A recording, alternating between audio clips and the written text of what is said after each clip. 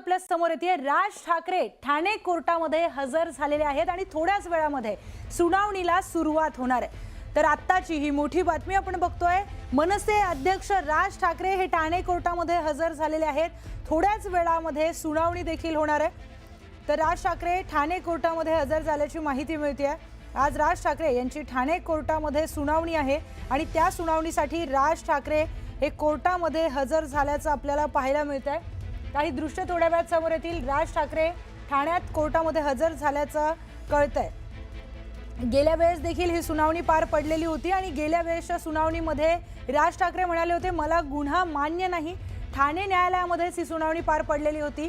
2008चं हे रेल्वे प्रकरण आहे आणि त्यामध्येच राज ठाकरे यांना आता कोर्टामध्ये हजर होण्याचे आदेश देण्यात आलेले होते आणि ते कोर्टामध्ये आज हजर झालेले आहेत। आज या संदर्भामध्ये सुनावणी पार पडणार आहे। 2008 साली रेल्वे भरतीच्या दरम्यान कल्याण स्थानकावर उत्तर भारतीय उमेदवारांवर मनसे कार्यकर्त्यांनी मारहाण केली असे आरोप होते।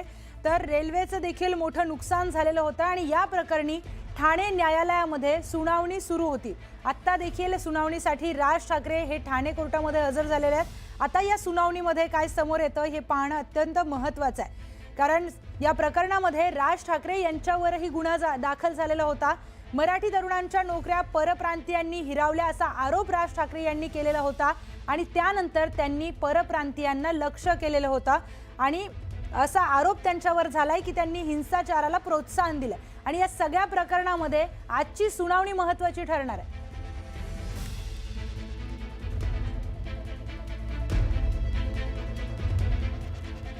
तर देशातील अत्यंत महत्त्वाची बातमी आता समोर येते। नीट पेपर फुटी प्रकरणामध्ये आता नवनवीन खुलासे समोर येतात। काल नाशिकमधून शुभम खैरनारला सीबीआयने अटक केली आहे। शुभम खैरनारच्या चौकशीच्या नंतर या नेटवर्क मधील एक एक नावं समोर येतात।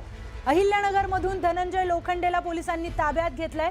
याच धनंजयकडून शुभमनं 10 लाख रुपयांमध्ये प्रश्नपत्रिका विकत घेतली। त्यानंतर तीच प्रश्नपत्रिका शुभम खैरनार याने 15 लाख रुपयांमध्ये विकल्याची माहिती सूत्रांनी दिली आहे। तर शुभमच्या चौकशीमध्ये पुण्यातल्या मनीषा वाघमारेंचं नाव देखील समोर आलंय। मनीषा वाघमारेलाही पोलिसांनी आता ताब्यात घेतलंय।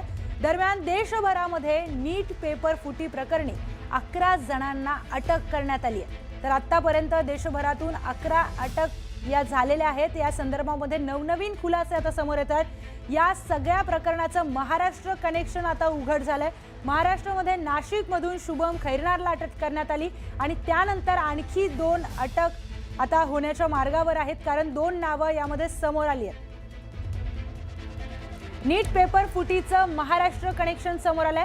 नाशिकमधून शुभम खैरनारला अटक झाली, त्यानंतर अहिल्यानगरचे धागेदोरे समोर आले। धनंजय लोखंडेला ताब्यात घेण्यात आलं आणि त्यानंतर पुण्यातून एका महिलेचं नाव समोर आलं, मनीषा वाघमारे, तिलाही ताब्यात घेण्यात आलंय आणि आता लातूरमध्ये एका कोचिंग सेंटरमध्ये चौकशी सुरू झाली आहे। 2 ते 3 जण या कोचिंग सेंटरमध्ये संशयित असल्याचं आढळून आलेलं आहे। ही माहिती सूत्रांकडून मिळते आणि या नीट पेपर फुटीचं महाराष्ट्र कनेक्शन समोर आलंय।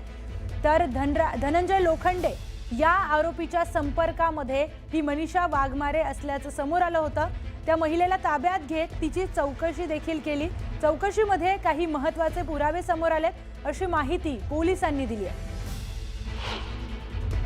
त्यांना या महिलेबाबतची माहिती पुढे आली, त्या अनुषंगानं मग आम्ही तिला कात्रज परिसरातून ताब्यात घेतलेलं आहे। काय रोल आहे सरीचा, काय समोर येत आहे? यामध्ये ज्या आरोपीची काल माहिती आली होती त्याच्या संपर्कात ही महिला असल्याचे पुढं आलं होतं आणि मग त्याच्यात वर्कआउट करण्यात आलं आणि पुढं तपास करून पुढं तिची विचारपूस देखील करण्यात आली। विचारपूस करताना काही संशयास्पद बाबी मिळाल्या।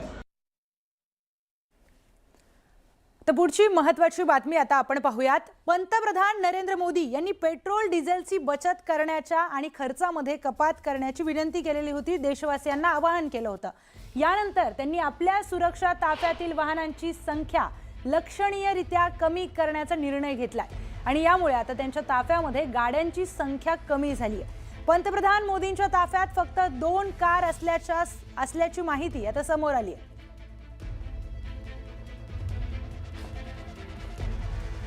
तर पंतप्रधान नरेंद्र मोदींनी इंधन बचतीचं आवाहन देशवासियांना केलं. या आवाहनानंतर आता राज्यामध्ये त्या दृष्टीनं पावलं उचलण्यास सुरुवात झाली आहे.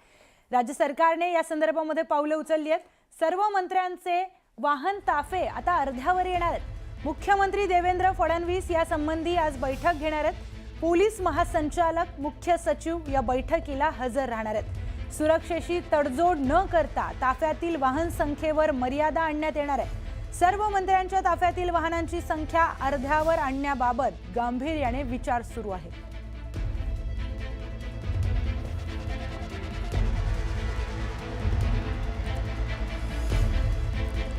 तर पंतप्रधान नरेंद्र मोदी यांनी केलेल्या आवाहनाच्या नंतर राज्याचे उपमुख्यमंत्री एकनाथ शिंदे यांनी इलेक्ट्रिक कारचा वापर करण्यास सुरुवात केली आहे. मोदींच्या आवाहनानंतर आता इलेक्ट्रिक कारचा वापर करण्यास सुरुवात करतोय असंही ते म्हणाले. तसेच मोदींना राष्ट्रहित लक्षात ठेवत हे आवाहन केल्याचं शिंदेंनी स्पष्ट केलंय. त्याचबरोबर सर्वांनी या आवाहनाचा स्वीकार करावा असंही एकनाथ शिंदे म्हणाले. दुसरीकडे ताफ्यातील आवश्यक गाड्या आहेत तेवढ्याच गाड्या ताफ्यात राहतील आणि जेवढ्या गाड्या कमी करता येतील तेवढ्या करू. तसेच मंत्र्यांनाही याबाबतच्या सूचना दिल्याचं शिंदेंनी स्पष्ट केलंय. मी स्वतः प्रत्येक भारतीय नागरिकांनी हे स्वीकारलं पाहिजे. हे देशहितासाठी आहे आणि देशहित सर्वतोपरी आहे आणि मोदीजींनी नेहमी नेशन फर्स्ट हाच विचार केलेला आहे आणि म्हणूनच आज मी स्वतः या ठिकाणी इलेक्ट्रिक व्हेकल जे आहे त्याचा वापर केलेला आहे. राजकारण कधी करावं, कुठं करावं हे विपक्ष आणि विरोधी पक्षाने ठरवलं पाहिजे. खरं म्हणजे राजकारण करायच्या खूप वेगवेगळ्या प्रसंग असतात, वेगवेगळ्या संधी असतात, परंतु राजकारण अशा परिस्थितीमध्ये विरोधकांनी करता कामा नये. हे केवळ राजकारण आहे आणि मोदीजींच्या विरोधामध्ये त्यांना बदनाम करण्यासाठी हे सगळं जे काही सुरू आहे त्यांच्या हातामध्ये काही नाही आहे. मोदीजींच्या पाठीमागे 140 कोटी जनता आहे. बरोबर आहे. माननीय मुख्यमंत्री, माननीय उपमुख्यमंत्री आणि त्याचबरोबर राज्यातील मंत्र्यांनी सुद्धा आपल्या वाहनांचा ताफा कमी करावा. ज्या 7-7, 8-8 गाड्या आमच्या वाहनांमध्ये होते, मी स्वतः सुद्धा 3 गाड्या माझ्या ताफ्यातल्या कमी केलेल्या आहेत. त्यामुळे आमच्या ताफ्यातल्या गाड्या जेवढ्या आवश्यक आहेत तेवढ्याच गाड्या ठेवणं. सगळीकडे माननीय पंतप्रधानांनी जे आवाहन केले त्या आव्हानाचा विचार करून अनेक आमच्या मंत्र्यांनी विदेश दौरे रद्द केलेले आहेत. आशिष शेलार आहेत किंवा आमचे अजूनही काही मंत्रीगण होते ज्यांचे दौरे निश्चित झाले होते. विधानसभेचे अध्यक्ष होते, त्यांनी आपला दौरा जपानचा आहे तो रद्द केला. यानंतरची बातमी पाहूयात. पंतप्रधान नरेंद्र मोदी यांच्या आवाहनानंतर राज्यामध्ये उद्योग मंत्री उदय सामंत यांनी इलेक्ट्रिक कार वापरण्यास सुरुवात केली आहे. इंधन बचत संदर्भामध्ये पंतप्रधान नरेंद्र मोदी यांनी देशवासियांना इलेक्ट्रिक वाहन वापरण्याचं आवाहन केलेलं. आज त्याची अंमलबजावणी उद्योग मंत्री उदय सामंत यांनी प्रत्यक्ष कृतीतून केली आहे.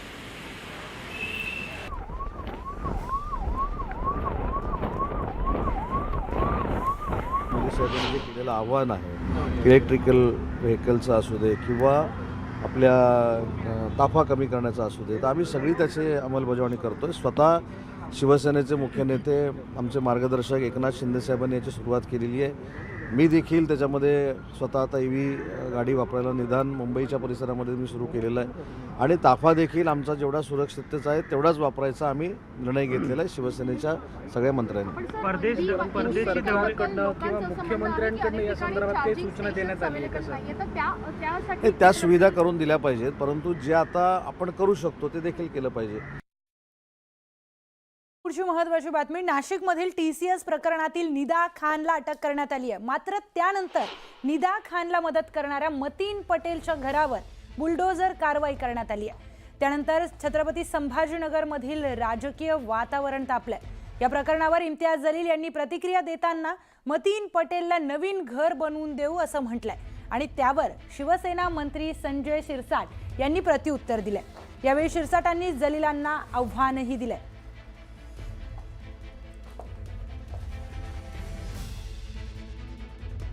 मी त्यांना एकच गोष्ट सांगितली होती की तुमचं घर पाडण्यासाठी ते येत आहे, ते घर पुन्हा बांधण्याची जबाबदारी आम्ही घेणार.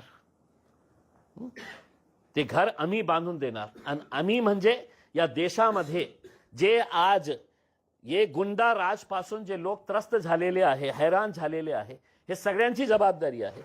लोकांनी कॉन्ट्रीब्यूट करेल, आम्ही कॉन्ट्रीब्यूट करणार, आम्ही स्वतः कॉन्ट्रीब्यूट करणार आहे. ज्यांच्याकडे 10 रुपये आहे तर 10 रुपये कॉन्ट्रीब्यूट करतील. कारण सरकारला आम्हाला एक मेसेज द्यायचा आहे की तुम्ही या गुंडागर्दी करून एक घर पाडू शकता. घर बांधण्याची ताकद, हिम्मत आमच्यामध्ये आहे. आणि ज्या माणसाचा तुम्ही घर पाडलेले आहे ते आत्तापर्यंत त्याला दोषी ठरवण्यात आलेला नाही आहे.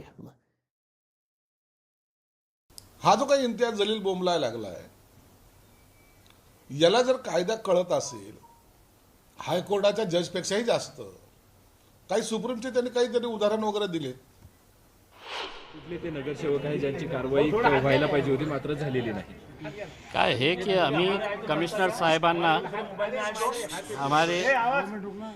साहेबांना फक्त एक प्रश्न विचारण्यासाठी आलो होतो की या शहरामध्ये 2 वेगवेगळे कायदे आहे का.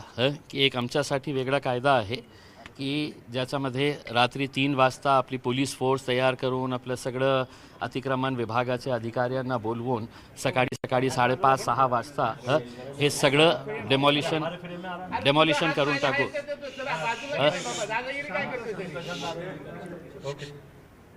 तर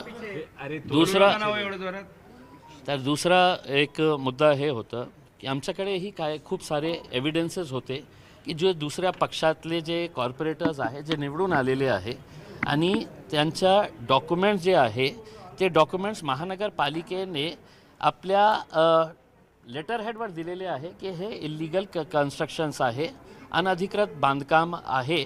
आणि एका केसमध्ये तर त्यांनी इलेक्शन डिपार्टमेंटलाही पाठवलेले आहे की हे नाल्यावर तयार करण्यात आलेलं आहे, हे 3 मजला जे बिल्डिंग आहे ते अनधिकृत आहे आणि आता तुम्हाला यांच्या बाबतीत काय निर्णय घ्यायचा आहे ते इलेक्शन विभागाला असणे.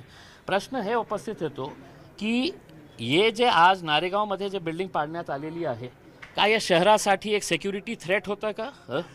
की काही मोठा घातपात होणार होता म्हणून रात्री हे काढण्यात आलं.